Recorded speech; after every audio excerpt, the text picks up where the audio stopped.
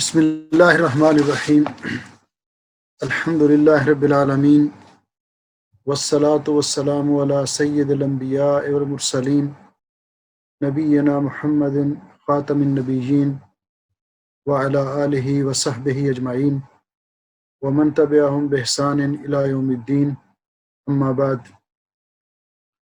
اس programme میں شریک تمام خواتین و حضرات، مسلمان بہن بھائیوں، عزیزوں اور عزیزات، السلام علیکم ورحمۃ اللہ وبرکاتہ۔ الحمدللہ آج 10 روزے مکمل ہوئے۔ 11ویں روزے کے لیے نماز تراویح ادا کی گئی۔ اللہ جل شانہ جو کچھ ہم عبادت کر سکے اس کو قبول و منظور فرمائے، اور جو باقی دن باقی ہیں ان میں بھی ہمیں صحت و عافیت عطا فرمائے کہ ہم کما حق ہو رمضان مبارک کی برکات سے استفادہ کر سکیں۔ اللہ جل شانہ اس ماہ مبارک کو ہمارے لیے بخشش اور مغفرت کا ذریعہ بنائے اور پوری امت مسلمہ کے لیے خیر و برکت کا باعث بنائے۔ اس وقت جس مشکل میں تمام امت اور بلکہ پوری دنیا مبتلا ہے، اللہ رب العزت اس مشکل سے نجات دلائے۔ وہی پریشانیوں کو دور کرنے والا اور مشکلات کو حل کرنے والا ہے۔ آج کی مجلس میں میں اللہ کی توفیق سے استخارہ کرنے کی اہمیت اور اس کا طریقہ اور اس سے متعلقہ مسائل آپ کے سامنے ذکر کرنا چاہتا ہوں، کیونکہ یہ ہر مسلمان کی زندگی میں 2 چیزوں کی بڑی اہمیت ہے، اور جو ان کو اختیار کرتا ہے وہ کبھی پشیمان نہیں ہوتا اور خسارے سے بھی عمومی طور پہ بچ جاتا ہے۔ جیسا کہ شیخ الاسلام ابن تیمیہ رحمۃ اللہ علیہ فرماتے ہیں، ما ندم من استخار بالخالق وشاور المخلوقین وثبت فی الامر، کہ وہ آدمی کبھی ندامت کا سامنا نہیں کرتا، کبھی اس کو پشیمانی نہیں اٹھانا پڑتی، جو اپنے معاملات میں اللہ تعالیٰ سے خیر اور بھلائی طلب کر لیتا ہے اور مخلوق کے ساتھ مشورہ کرتا ہے۔ اور جس طرح بعض سلف نے اسی کا یعنی کہ پیش نظر کہا ہے کہ ما ندم من استخار وما خواب من استشار، کہ جو آدمی اللہ تعالیٰ سے استخارہ کر لیتا ہے کبھی اس کو پشیمانی نہیں اٹھانا پڑتی، اور جو مشورہ کر لیتا ہے کبھی وہ خائب و خاسر نہیں ہوتا، نقصان اور خسارے سے وہ بچ جاتا ہے۔ یہ 2 چیزیں ہیں، ایک استخارہ اور ایک مشورہ۔ استخارہ کیا چیز ہے؟ استخارہ یہ خیر سے باب استفعال ہے، جس کا معنی خیر طلب کرنا، کہ طلب خیر الامرین من اللہ عز وجل۔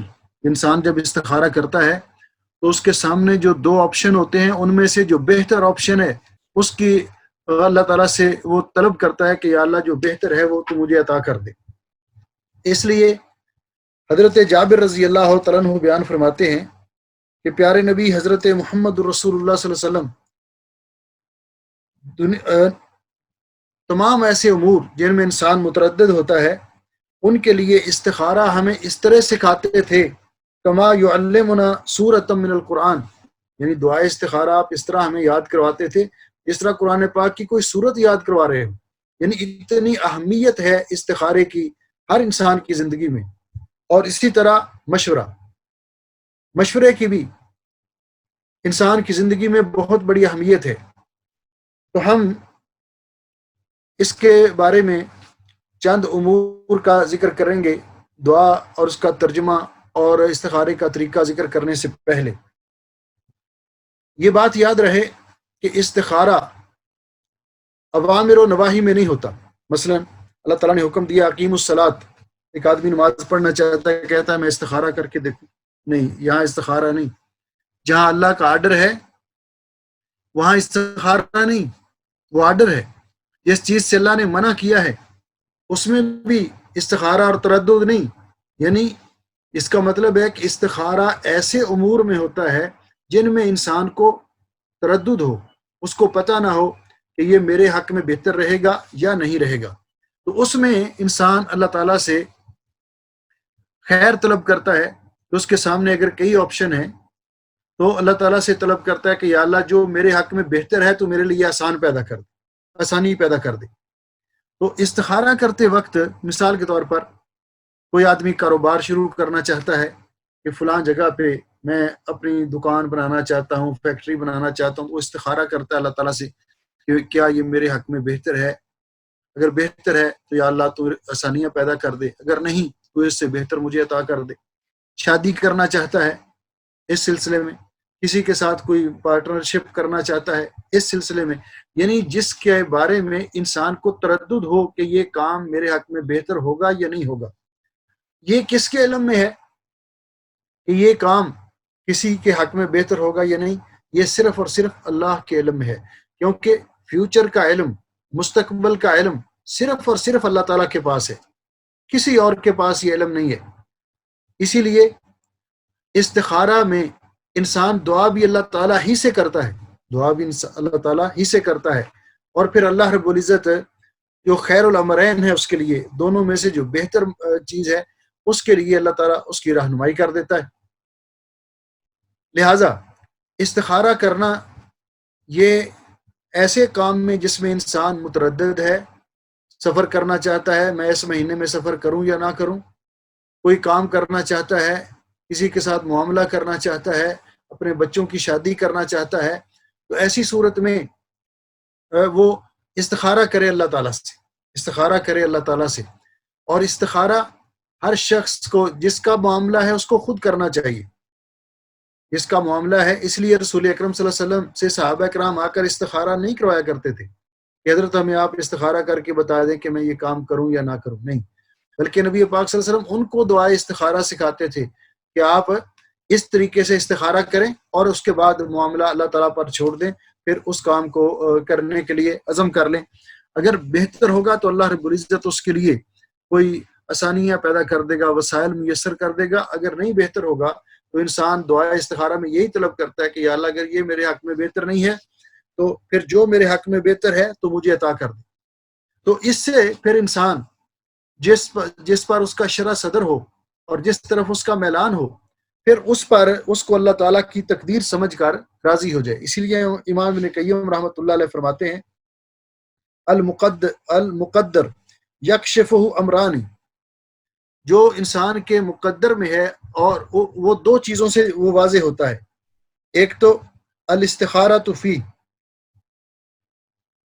الاستخارۃ قبلہ، کہ انسان کوئی بھی ایسا کام کرنے سے پہلے استخارہ کرے، اور دوسرا والرضا بعدہ، اور دوسرا کہ جس پر اس کا دل مطمئن ہو جائے اور وہ کام کر لے اور پھر اس پہ راضی ہو جائے کہ اللہ رب العزت نے میری قسمت میں یہی لکھا تھا.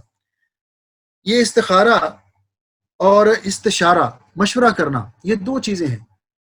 ان میں کون سی چیز مقدم کی جائے گی، کون سا کام پہلے کیا جائے گا؟ تو بعض علماء کا خیال ہے کہ پہلے انسان مشورہ کرے اور اس کے بعد استخارہ کرے. لیکن شیخ صالح العثیمین رحمہ اللہ کا یہ موقف ہے کہ انسان پہلے استخارہ کرے.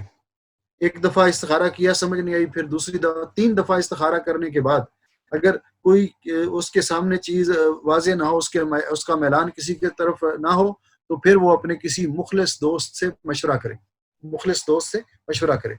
یہ مشورہ کرنا شریعت کے اندر آپ اس کی اہمیت کا اندازہ اس بات سے لگا سکتے ہیں کہ اللہ رب العزت نے خود رسول اکرم صلی اللہ علیہ وسلم کو، حالانکہ آپ وحی الہی کے ذریعے جو بھی اللہ تعالیٰ کی طرف سے آپ کو آرڈر آتا ہے اس کے مطابق آپ عمل کرتے ہیں، لیکن اس کے باوجود اللہ رب العزت نے آپ کو حکم دیا وَشَاوِرْهُمْ فِي الْأَمْرِ، آپ اپنے صحابہ سے بھی اہم معاملات میں مشورہ کر لیا کیجئے. اس میں کیا تھا کہ فیصلہ تو آخری رسول اکرم صلی اللہ علیہ وسلم کا، کیونکہ آپ وما ينطق عن الهوى ان هو الا وحی یوحی، لیکن مشورہ کرنے سے معاملات نکھرتے ہیں. کئی چیزیں جو ایک آدمی کے ذہن میں نہیں دوسرے کے ذہن میں ہیں وہ سامنے آتی ہیں، اور پھر جن سے مشورہ کیا جا رہا ہوتا ہے وہ بھی اس بات کو سمجھتے ہیں کہ ہمیں اس مشورہ کرنے والے نے ہمیں کچھ اہمیت دی ہے، اس کے ہاں ہمارا کوئی مقام ہے، کوئی ویلیو ہے. اس لیے بعض علماء نے کہا ہے کہ انسان کو مشورہ ایسے لوگوں سے کرنا چاہیے کہ جو لوگ اس قابل ہوں کہ وہ مشورہ دے سکیں، اس قابل ہوں کہ وہ مشورہ دے سکیں، کیونکہ جس طرح کسی عربی شاعر نے کہا ہے نا، وَمَا كُلُّ ذِي لُبٍّ بِمُعْتِكَ نُصْحَهُ، ہر عقل مند آدمی لازمی نہیں ہے کہ آپ کو مشورہ دے۔ وَمَا كُلُّ مُعْتٍ نُصْحَهُ بِلَبِيبٍ، وَمَا كُلُّ مُعْتِكَ نُصْحَهُ بِلَبِيبٍ، اور نہ ہی ہر مشورہ دینے والا عقل مند ہوتا ہے۔ کئی لوگ مفت میں مشورے دیے جاتے ہیں، ان کو پتہ بھی نہیں کسی معاملے کا، اور ان کے مشورے اتنے آپ کو دے دیں گے کہ ہم باہر لگا دیں گے۔ تو ایسے نہیں، مشورے کے لیے ضابطہ ہے، مشورے کے لیے شریعت نے ضوابط مقرر کی ہے۔ ایک بات یہ ذہن میں رکھی جائے کہ اگر کوئی مسلمان دوسرے مسلمان سے مشورہ طلب کرتا ہے تو اچھا مشورہ دینا، خیر اور بھلائی کا مشورہ دینا، یہ ایک مسلمان کا دوسرے مسلمان پر حق ہے۔ جس طرح کہ نبی پاک صلی اللہ علیہ وسلم نے مسلمان کے مسلمانوں پر، ایک مسلمان کے دوسرے مسلمانوں پر حقوق کا تذکرہ کرتے ہوئے فرمایا وَإِذَا اسْتَنصَحَكَ فَانصَحْ لَهُ، کہ جب کوئی آپ سے مشورہ طلب کرے، خیر اور بھلائی یا نصیحت طلب کرے، تو آپ اس کو اچھا مشورہ دیجیے، آپ اس کو اچھا مشورہ دیجیے۔ یہ مشورہ کن لوگوں سے کیا جائے گا، اس کے لیے علماء نے چند اوصاف بیان کیے ہیں کہ جس سے مشورہ لیا ہے، کیونکہ مشورہ ہمیشہ وہی آدمی دے سکتا ہے جو صاحب رائے ہو۔ تو ان میں پہلا وصف جو ہے، وہ شخص جس سے آپ مشورہ کر رہے ہیں اس کے اندر پہلی خوبی یہ ہونی چاہیے کہ وہ عاقل و دانا ہو، عقل مند ہو، دانا ہو، معاملہ فہمی کا اس کو ادراک اور شعور ہو۔ تو اس عقل مند اور دانا آدمی سے مشورہ کرنا چاہیے۔ جس بارے میں مشورہ کر رہے ہیں اس کے بارے میں اس کو معلومات ہونی چاہیے۔ مثال کے طور پر ایک آدمی کوئی فیکٹری بنانا چاہتا ہے، الومینیم کی کوئی فیکٹری یا کوئی دکان کھولنا چاہتا ہے، تو وہ مشورہ کرنے کے لیے جائے کسی ایسے آدمی سے کہ جس کی کپڑے کی دکان ہے، اور بھائی میں یہ کام کرنا چاہتا ہوں، تو اس کو جب الومینیم کے کام کا کوئی خبرہ ہی نہیں ہے، تجربہ ہی نہیں ہے، اس کو پتہ ہی نہیں ہے، تو وہ آپ کو کیا مشورہ دے گا؟ تو وہ جو کام کوئی کرنا چاہتا ہے، جس سے مشورہ لیا جا رہا ہے، وہ اس کام کے بارے میں معلومات رکھتا ہو، اس کا سمجھ بوجھ رکھتا ہو۔ تو پہلی شرط یہ کہ وہ عقل مند اور دانا ہو۔ دوسرا، وہ شخص نیک اور صالح ہو، نیک اور صالح ہو۔ اس کا مطلب کیا کہ رسول اکرم صلی اللہ علیہ وسلم نے فرمایا، نبی ہریرہ رضی اللہ تعالیٰ عنہ، حضرت ابو ہریرہ رضی اللہ تعالیٰ عنہ سے روایت ہے کہ رسول اکرم صلی اللہ علیہ وسلم نے فرمایا، المستشار مؤتمن، المستشار جس سے مشورہ طلب کیا جائے، مؤتمن وہ امین ہوتا ہے، امین ہوتا ہے۔ کیوں کہ جو کوئی کسی سے مشورہ طلب کرتا ہے کسی اپنے خاص کام کے لیے، اور وہ چاہتا ہے کہ سمجھتا ہے کہ یہ میرا مخلص دوست ہے، تو اس سے وہ مشورہ طلب کرے، اور اس کو کیا کرنا چاہیے، وہ جو مشورہ طلب کرنے والا ہے اس کی بات کو، اس نے جو کچھ اس سے مشورہ لیا ہے اس کو امانت کے طور پر محفوظ رکھے، اس کے راز کو نشر نہ کرے، دوسروں کے سامنے بیان نہ کرے۔ اگر وہ کوئی ایسا کرے گا تو وہ خیانت کر رہا ہے، اگر کوئی ایسا کرے گا تو خیانت کر رہا ہے۔ اس لیے وہ آدمی امانت دار ہو، نیک اور صالح ہو، یعنی امین ہو۔ اور دوسرا کہ وہ آدمی خیانت کرنے والا نہ ہو۔ خیانت کرنے کا کیا معنی ہے؟ ایک آدمی اگر کسی سے مشورہ کرتا ہے کہ بھائی میں نے ارادہ کیا ہے، میں نے ایک جگہ پہ ایک خالی دکان دیکھی ہے، تو میں چاہتا ہوں اس پہ یہ کاروبار شروع کر لوں، تو وہ آدمی مشورہ آگے جو مشورہ دینے والا ہے اگر وہ مخلص نہیں ہے تو وہ کہے وہ یار نہیں وہاں تو وہ کام ایسے اتنا اچھا نہیں چلے گا، یہ نہیں، وہ بیچارہ چھوڑ دے اور وہ اگلے دن جا کے خود کنٹریکٹ کر کے وہ دکان کھول لے، تو یہ بھی بات درست نہیں ہے۔ اسی طرح اگر کوئی کسی سے کوئی اپنے خاص پرسنل معاملے میں مشورہ کرنا چاہتا ہے، وہ مشورہ کر کے جائے اور یہ لوگوں کو بتا دیا میرے پاس آیا تھا یار یہ مشورہ کرنے کے لیے، یہ بات صحیح نہیں ہے، یہ ایک مومن کو زیب بھی نہیں دیتی۔ اس لیے جس سے مشورہ کیا جائے وہ امانت دار ہوتا ہے، مشورہ طلب کرنے والے کے راز کا امین ہوتا ہے، اس کو اس کا راز فاش نہیں کرنا چاہیے، اور اس نے جو پرسنلی اور علیحدگی میں آپ سے مشورہ کیا ہے اس کو لوگوں کے سامنے نشر نہیں کرنا چاہیے۔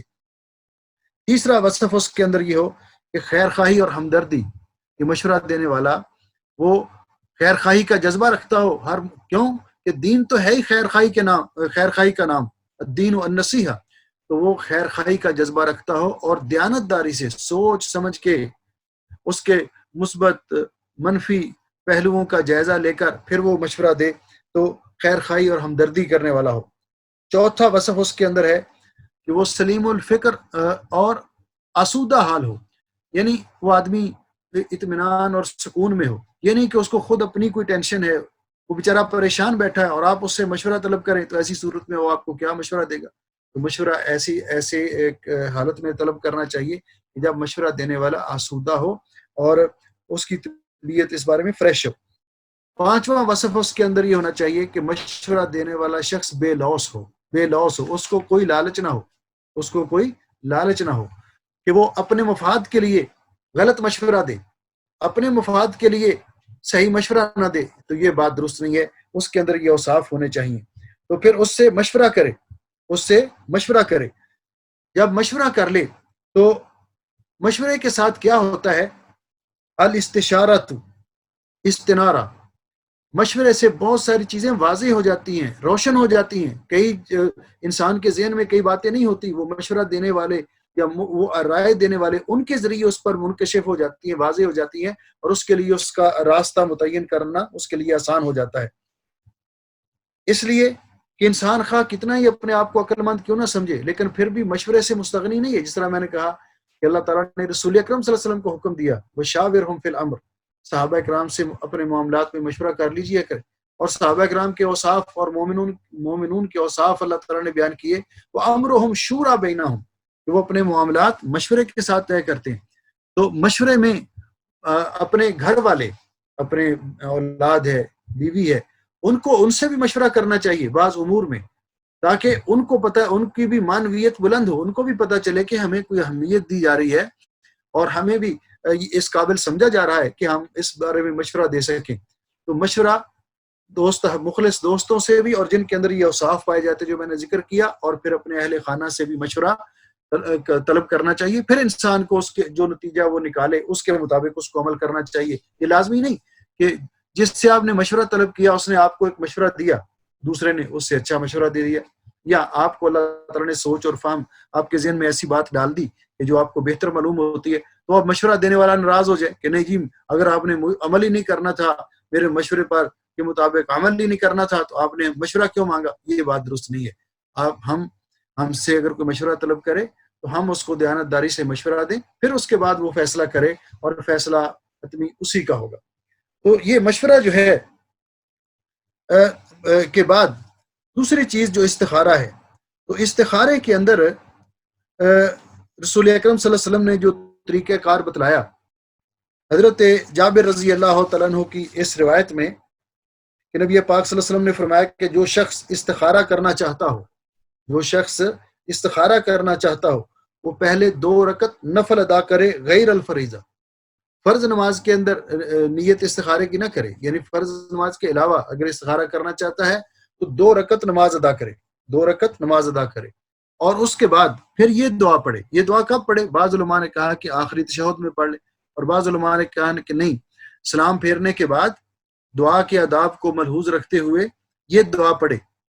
یعنی جس طرح دعا کی جاتی ہے، پہلے اللہ تعالیٰ کی حمد و ثنا، پھر نبی پاک صلی اللہ علیہ وسلم پر درود پاک، اور اس کے بعد دعا استخارہ پڑھے. یہ دعا استخارہ جس کو زبانی نہیں آتی وہ کسی کتاب سے، بک سے دیکھ کر بھی پڑھ سکتا ہے، کوئی حرج نہیں ہے، کیونکہ نماز کے بعد وہ دعا کرنا چاہتا ہے، اللہ تعالیٰ سے خیر الامرین کا مطالبہ کرنا چاہتا ہے کہ جو کام اس کے حق میں بہتر ہے، اے اللہ تو اس کے لیے اس کی رہنمائی کر دے.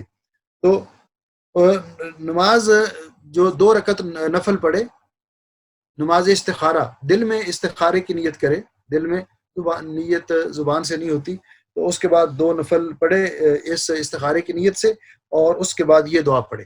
اور یہ دعا حتی الامکان کوشش کرنی چاہیے کہ ہمیں یاد ہو، اللہم انی استخیرک، اللہم انی استخیرک، اے اللہ بے شک میں استخیرک تجھ سے خیر طلب کرتا ہوں، تجھ سے بھلائی، خیر اور بھلائی کا طلبگار ہوں، بعلم کا، تیرے علم کامل کے ذریعے.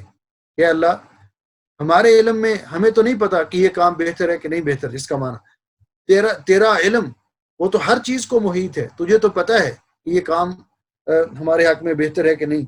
اللہم انی استخیرک بعلمک، اے اللہ میں تجھ سے تیرے علم کامل کے ذریعے خیر اور بھلائی طلب کرتا ہوں کہ تو مجھے خیر اور بھلائی عطا فرما. وَأَسْتَقْدِرُكَ بِقُدْرَتِكَ، اور اے اللہ میں تیری قدرت کاملہ کے ذریعے تجھ سے طاقت قوت کا مطالبہ کرتا ہوں، توفیق کا مطالبہ کرتا ہوں۔ وَأَسْأَلُكَ مِنْ فَضْلِكَ الْعَظِيمِ، اور میں تیرے فضل عظیم، اسألک من فضلک العظیم، اور میں تیرے فضل عظیم سے تجھ سے سوال کرتا ہوں۔ فإنک تقدر ولا اقدر، تو ہر چیز پر قادر ہے لیکن میں تیری توفیق کے بغیر کسی چیز پر قدرت نہیں رکھتا۔ وتعلم ولا اعلم، اللہ تو ہر چیز کو جانتا ہے لیکن میں نہیں جانتا، میرے علم میں نہیں ہے کہ یہ کام میرے حق میں بہتر ہے یا نہیں ہے۔ وانت علام الغیوب، اے اللہ تو غیبوں کو جاننے والا ہے۔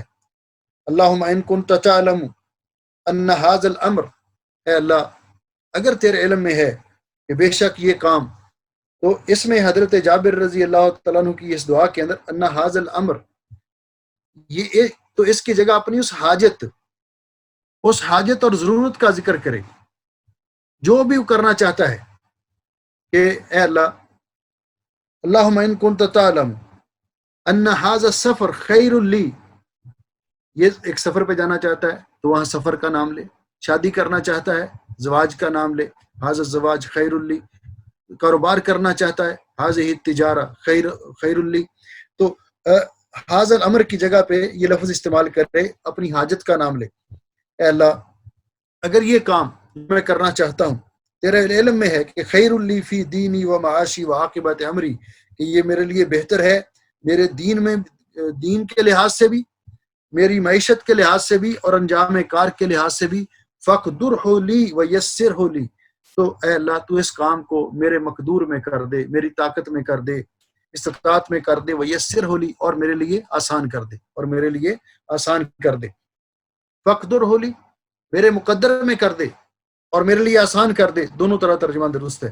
ثم بارک لی فی، پھر میرے لیے اس میں برکت کر، یعنی پھر جو میرے حق میں بہتر ہے وہ اس میں میرے لیے برکت پیدا کر۔ وَإِن كُنتَ تَعْلَمُ، اے اللہ اگر تیرے علم کامل کے اندر تجھے معلوم ہے ان ھذا الامر شر لی، کہ یہ معاملہ جو میں کرنا چاہتا ہوں یہ برا ہے میرے لیے، فی دینی و معاشی، دینی اعتبار سے، معیشت کے اعتبار سے، وعاقبت امری، اور انجام کار کے اعتبار سے، فصرف عنی وصرفنی عنہ، تو فصرف عنی، تو اس کو مجھ سے دور کر دے اور مجھے اس سے پھیر دے۔ وقدر لی الخیر حیث کان، اور جہاں پھر خیر و بلائی ہے اللہ تو مجھے وہ عطا کر دے، جہاں جو خیر و بلائی ہے تو وہ میرے مقدر میں کر دے۔ ثم ارضنی بہ، پھر اے اللہ تو مجھے اس پہ راضی رہنے کی توفیق عطا فرما۔ تو یہ دعائے استخارہ ہے۔ تو یہ دعائے استخارہ رسول اکرم صلی اللہ علیہ وسلم صحابہ اکرام کو اس طرح سکھایا کرتے تھے کہ جس طرح کوئی قرآن پاک کی صورت سکھاتے ہوں۔ تو استخارہ کرنے کے بعد پھر انسان کیا کرے؟ استخارہ تو استخارہ کرنے کے بعد لازمی نہیں کہ اس کو کوئی خواب آئے یا اس کو کوئی اشارہ ہو، اور نہ ہی یہ کسی کے پاس یہ اتھارٹی اور صلاحیت ہے کہ وہ شخص کہے کہ آپ اس کو فون کر کے کہیں جی میری طرف سے استخارہ کر دو، اور وہ آپ کو کہہ دے کہ ہاں آپ یہ کام کر لیں، کسی کو کہہ دے یہ کام نہ کر لیں، تو وہ کیسے بتا سکتا ہے؟ یہ تو اللہ کے علم میں ہے، اللہ کے علم میں ہے۔ تو انسان کو پھر کیسے پتہ چلے استخارہ کرنے کے بعد؟ استخارہ ایک دفعہ کیا اور انسان کا کسی طرف رجحان فکس نہیں ہوا، پھر دوسری دفعہ کر لے، تیسری دفعہ کر لے، یعنی تکرار ہو سکتا ہے استخارے میں۔ لیکن استخارہ اس صورت میں جب انسان متردد ہے، پہلے سے اگر ذہن میں ایک فیصلہ کیا ہے پہلے سے کہ نہیں میں نے یہیں پہ شادی فلان جگہ پہ کروانی ہے، اور آدمی استخارہ بھی کرے، استخارے میں کوئی اس کو معلوم بھی نہ ہو یا اس کو اچھا بلا معلوم نہ ہو، تو پھر بھی وہ ادھر ہی جانے کے لیے کہے کہ میں نے، تو یہ نہیں، پہلے فیصلہ نہیں۔ استخارے میں جو تردد تھا اس تردد کو ختم کرنے کے لیے اللہ تعالیٰ سے دعا کی گئی ہے، اور اس کے بعد چند علامات ہیں جو کیسے پتہ چلے گا کہ یہ جو میں نے اللہ تعالیٰ سے دعا کی ہے، دو معاملات میں سے بھلائی طلب کی ہے، تو اس میں میرے حق میں بہتر کون سا ہے؟ تو شیخ صالح العثیمین رحمہ اللہ تعالیٰ کی قبر منور فرمائے، انہوں نے 5 چیزیں ذکر کی ہیں اور یہ قابل غور ہیں۔ پہلے نمبر پر کہتے ہیں استخارہ کرنے کے بعد کہ وہ چیز انسان کے حق میں بہتر ہے یا نہیں، اس کا احساس اس طرح ہوگا ان یشرح صدرہ لأحد الامرین، کہ ان دونوں میں سے جو اس کے حق میں بہتر ہوگا اللہ تعالیٰ اس کے لیے شرح صدر فرما دے گا، اس پر اس کا دل مطمئن کر دے گا اور اس کا شرح صدر کر دے گا اللہ تعالیٰ تو وہ اس طرف اس کا میلان ہو جائے گا، پہلی چیز۔ دوسرا، بعض اوقات ایسے بھی ہو سکتا ہے این یرا رؤیا تؤید احد الامرین، یا وہ خواب دیکھ لے، کوئی خواب کے اندر دو چیزوں میں اس نے استخارہ کیا، ایک چیز اس کو نظر آ گئی، تو پھر سمجھ لے کہ یہ جو خواب میں اس نے دیکھا ہے تو یہ ایک اشارہ ہے اس کے لیے، یا یہ اس کے استخارے کی تائید ہے کہ یہ کام اس کے حق میں بہتر ہے۔ تیسرا کہتے ہیں یہ بھی ہو سکتا ہے بعض اوقات ان یستشیر علیہ احد ان یشیر علیہ احد من اہل النصح، کہتے ہیں کہ یہ بھی ہو سکتا ہے کہ اس نے استخارہ کیا، اس کو کوئی سمجھ نہیں آ رہی، لیکن کوئی اس کا قریبی دوست، کوئی عقل مند دانا آدمی اس کو مشورہ دیتا ہے کہ یار یہ آپ کام کر لیں، تو وہ سمجھ لے کہ یہ مشورہ جو ہے یہ گویا کہ اس خیر جو میں نے اللہ تعالیٰ سے طلب کی ہے اس کی تائید کے لیے اللہ نے اس کے دل میں بات ڈالی ہے کہ اس نے مجھے مشورہ دیا ہے کہ آپ یہ کام کر لیں۔ چوتھا کہتے ہیں کہ بعض اوقات ایسے بھی ہو سکتا ہے کہ اس چیز کے بارے میں سن لے کہ وہ چیز اچھی ہے، یہ دو چیزیں جو مانگ رہا ہے تو کوئی نامینیٹ کر کے تو نہیں کہہ رہا، لیکن وہ عام طور پہ کہہ رہا ہے کہ اگر یہ کام جو ہے نا اگر کوئی کرے تو اچھا ہے، تو اس کو بھی سمجھے کہ شاید اللہ رب العزت نے اس کے منہ سے یہ بات نکلوائی اور یہ کام اس کے حق میں بہتر ہے۔ پانچویں نمبر پر ان یفکر و یتعمل، وہ غور و فکر کرے، خود سوچے اور اس کے نتائج کا پھر پر پہنچنے کی کوشش کرے، اور جس طرح جو نتیجہ اخذ کرے وہ، اور اس طرح کے اور لوگوں کے احوال پر غور کرے کہ جنہوں نے وہ کام کیے کیا ان کے حق میں بہتر رہے یا نہیں رہے، تو اگر بہتر رہے ہیں تو سمجھ لے کہ سوچ و فکر کے بعد کہ یہ ایک رجحان ہے، طبی طور پر یہ میلان ہوا اس کا، تو یہ اللہ رب العزت نے اس کی رہنمائی کی ہے۔ اس لیے استخارہ انسان کو خود کرنا چاہیے۔ استخارہ میں 2 رکعت یہ کسی وقت بھی کیا جا سکتا ہے، رات میں بھی، دن میں بھی، اس کے لیے رات کو استخارہ کرنا لازمی نہیں ہے۔ دن میں آپ ایک کام کرنا چاہتے ہیں تو آپ کسی سے اپنا 2 رکعت پڑھیں، اور کسی کام پہ روانہ ہونا چاہتے ہیں 2 رکعت پڑھیں، اور استخارے کی 2 نفل پڑھیں، اور اس کے بعد استخارے کی دعا پڑھیں، اور جب استخارہ کر لیں تو پھر اس کے بعد تردد نہیں کرنا۔ اگر دل کا میلان کسی طرح واضح نہیں ہے تو 2 دفعہ کر لیا استخارہ، وگرنہ استخارہ کرنے کے بعد پھر تردد نہیں ہوتا، پھر انسان کو وہ کام شروع کر دینا چاہیے۔ اگر انسان کے حق میں بہتر ہوگا تو اللہ جل شانہ اس کے لیے آسانیاں پیدا کر دیں گے، اس کے لیے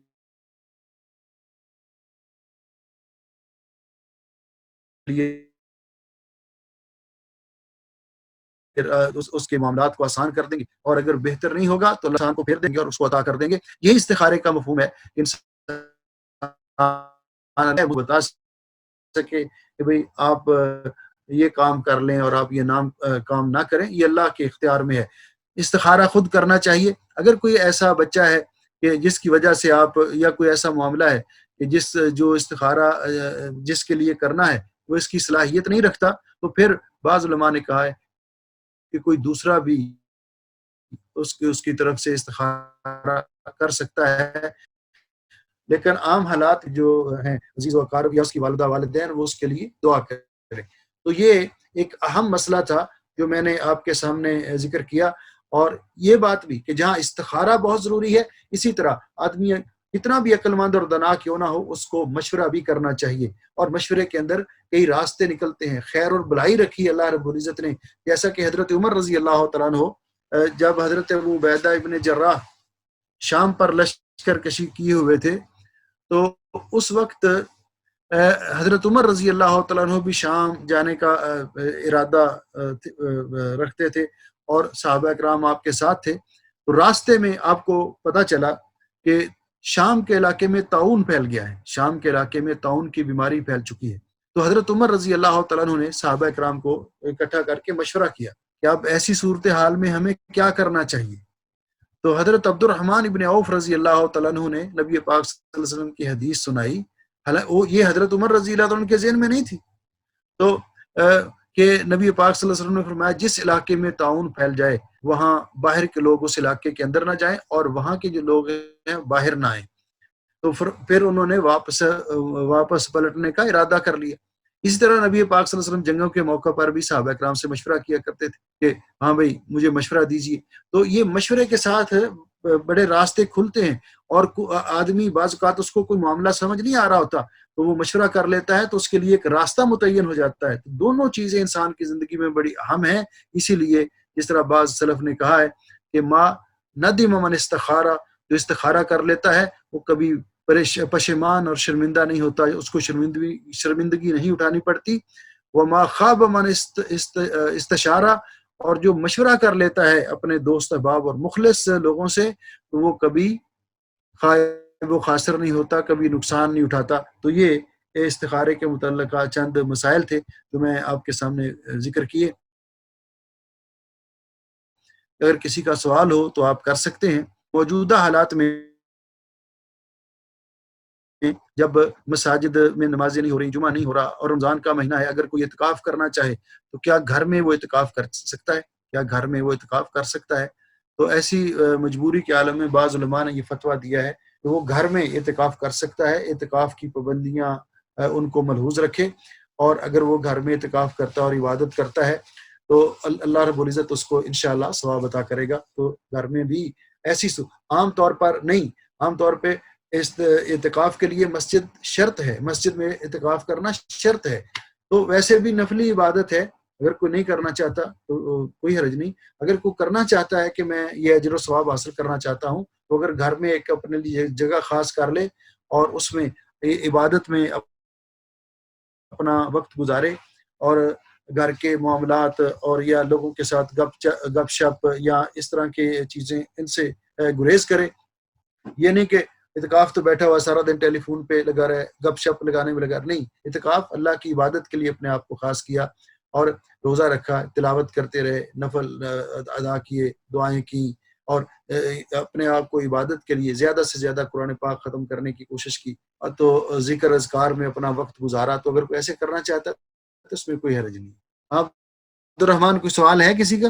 جی حسن جی فیصل بھائی آپ کچھ؟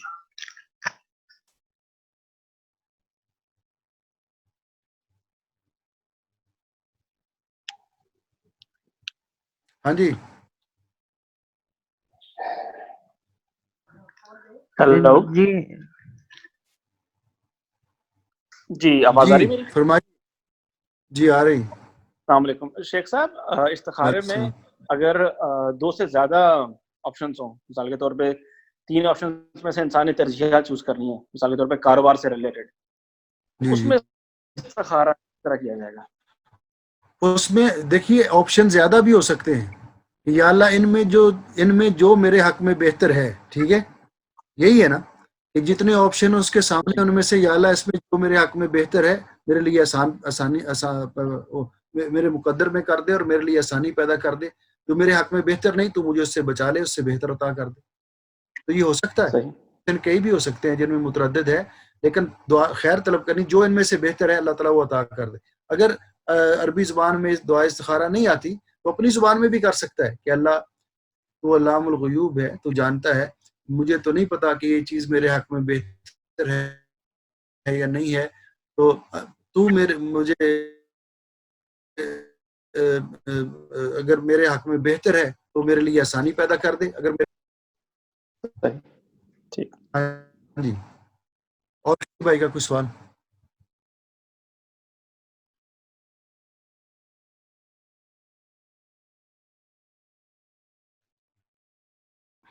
جی السلام علیکم ورحمۃ اللہ۔ السلام شیخ صاحب بتایا کر کے اس کے بعد ہم جو بھی ہم نے فیصلہ کیا اس پہ اللہ تعالیٰ سے خیر مانگیں، تو اس میں مشورہ پہلے کریں یا مشورہ اس کے بعد کریں، مطلب اس کے بعد مشورہ کریں جب ہم نے دعا مانگ لی؟ یہ میں نے سٹارٹ میں یہ مسئلہ بیان کر دیا تھا کہ اس میں علماء کا 2 رائے ہیں۔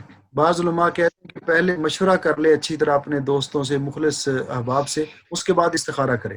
لیکن شیخ صالح العثیمین رحمہ اللہ نے ان کا موقف یہ ہے کہ چونکہ استخارہ اس کی اہمیت زیادہ ہے اس لیے انسان پہلے استخارہ کرے، اگر اس کے سامنے کوئی چیز واضح نہ ہو یا اس کا کسی طرف رجحان یا میلان نہ ہو تو پھر مشورہ کرے، پھر جو اہل خیر اس کو مشورہ دیں گے تو اس مشورے کے تحت اگر اس کا دل مائل ہے تو گویا کہ یہ اللہ رب العزت نے اس کے لیے ایک بہتری کا راستہ بنایا ہے۔ جی جی جزاک اللہ شیخ صاحب. دوسرا یہ جی کہ آپ نے بتایا کہ 3 دفعہ کرنا چاہیے. اب مطلب ایک بندے نے اگر میں نے کہا کہ استخارہ کیا، استخارہ ایک دفعہ میں نے عرض کیا کہ استخارہ ایک دفعہ ہی کافی ہے. اور لیکن اچھا اگر کوئی آدمی اس کو کوئی معاملہ واضح طور پہ معلوم نہیں ہو رہا تو وہ 2-3 دفعہ بھی کر سکتا ہے. اور صحابہ کرام سے 3 دفعہ تک تو ثابت ہے نا. اچھا. تو شیخ صاحب تیسرا یہ کہ آپ نے کہا کہ خواب بھی آ سکتا ہے، تو ایسا بھی ہو سکتا ہے کہ شیطان خواب میں آ کے غلط رہنمائی کر دے، یا ایسا نہیں ہو نہیں، سکتا؟ جب اللہ تعالیٰ سے خیر طلب کی ہے نا تو جی جی پھر شیطان آ کر وہ غلط رہنمائی نہیں کر سکتا. چلیں وہ بس اللہ ٹھیک ہے، رب العزت جزاک کی اللہ طرف خیر. جی اشارہ ہوگا. ہاں جی. اور کسی بھائی کا کوئی سوال؟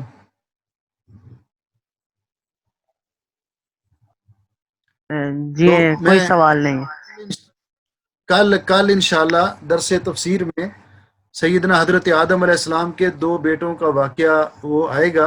اور اس کے اندر یہ چونکہ روئے زمین پر یہ پہلی موت واقع ہوئی تھی، اور اس میں دفن کے معاملات اور باقی دیگر معاملات جو اس کے اندر ہوں گے. اور یہ کل بڑا اہم درس ہوگا تفسیر کا، 4:15 سے لے کر 5:15 تک، 4:15 سے لے کر 5:15 تک انشاءاللہ اسی لنک پر.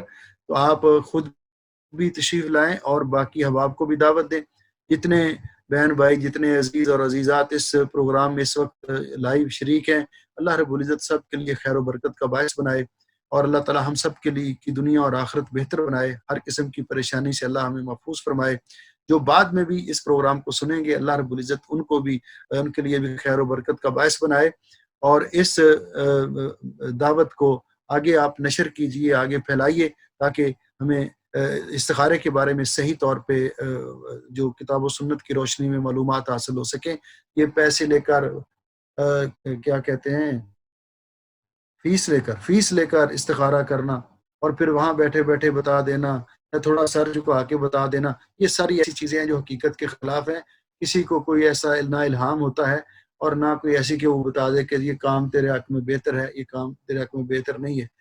جس طرح عام طور پہ ہوتا ہے نا، وہ فال نکالنے والے آپ نے دیکھا ہوگا کہ وہ طوطے لے کر بیٹھے ہوتے ہیں فٹ پاتھ پہ، انہوں نے کارڈ رکھے ہوتے ہیں. وہ کارڈ پہ لکھا ہی سب کچھ انہیں وہی ہوتا ہے کہ جو کسی کے حق میں بہتر ہو. وہ ہر آدمی کی یہ خواہش ہوتی ہے کہ مجھے میرے موقف یعنی میرے ذہن کے مطابق مجھے مشورہ مل جائے، یہ جو میں نے اپنے ذہن مائنڈ بنایا ہوا اس کے مطابق مجھے اس کا جواب مل جائے. تو وہ طوطا کارڈ اٹھاتا ہے، وہ کہتے ہیں لاؤ پیسے فیس دو، وہ پڑھ کے سنا دیتا ہے، اس کو لگتا ہے کہ میرے حق میں بہتر ہے. تو اس طرح وہ سب کو اس طرح. تو یہ نہیں، کیوں کہ فیوچر میں جو کچھ بھی ہے یہ اللہ رب العزت کے علم میں ہے، اس اللہ کے علاوہ کسی کے علم میں نہیں. اللہ تعالیٰ نے قرآن پاک میں صاف صاف فرمایا وما تدری نفس ماذا تکسب غدا، کسی کو نہیں معلوم کہ وہ کل کیا کرے گا. اسی لیے نبی پاک صلی اللہ علیہ وسلم نے کاہنوں کے پاس، نجومیوں کے پاس یہ ہاتھ کی لکیریں دیکھ کر، یہ لوگوں کے احوال بتانے والوں کے پاس جانے سے، ذائچے بنا کر علم نجوم کے ذریعے بتانا کہ تیرا یہ مستقبل ایسے رہے گا. جو شخص ان کے پاس گیا، ایک دفعہ جانے سے 40 دن تک اس کی نماز قبول نہیں ہوتی. اور اگر جا کر اس سے پوچھا، پھر اس کی بات پر یقین بھی کر لیا، تو نبی علیہ السلام نے فرمایا گویا کہ اس نے میری شریعت کا انکار کر دیا. اسی طرح یہ جو ہمارے کہ یہ قسمت کے ستارے ہیں، ابراج الحظ اخباروں پہ لکھے ہوتے ہیں، تیرا برج کون سا ہے، تیرا ستارہ کون سا ہے، ان میں اس طرح اعتقاد رکھنا یہ بالکل اسی ضمن میں آتا ہے جو کاہن اور نجومی کے پاس جانا. اس سے بھی ہمیں بچنا چاہیے. اللہ ہمیں عمل کی توفیق بخشے. دعاؤں میں یاد رکھنا یہ رمضان المبارک کے قیمتی لمحات ہیں. 10 روزے گزر چکے، اتنی تیزی سے یہ ماہ مبارک گزر رہا ہے کہ اللہ تعالیٰ نے فرمایا تھا ایام معدودات، یہ گنتی کے چند دن ہیں. کل ہم انتظار کر رہے تھے اور ابھی 10 روزے گزر بھی گئے، جو باقی رہ گئے ہیں. تو جو گزر چکے اللہ تعالیٰ قبول فرما لے، اور جو کچھ ہم نے کیا، جو اعمال کیے اللہ قبول فرما لے. جو باقی ہیں دن، اللہ ہمیں صحت و عافیت عطا. ہمارے جو بھی مسلمان بہن بھائی بیمار ہے، اللہ ان کو شفا عطا فرمائے. جو پریشان ہے، اللہ ان کی پریشانیاں دور فرمائے، اور ہمیں رمضان المبارک کی باقی ایام سے بھرپور استفادہ کرنے کی توفیق بخشے. انشاءاللہ کل ملاقات ہو.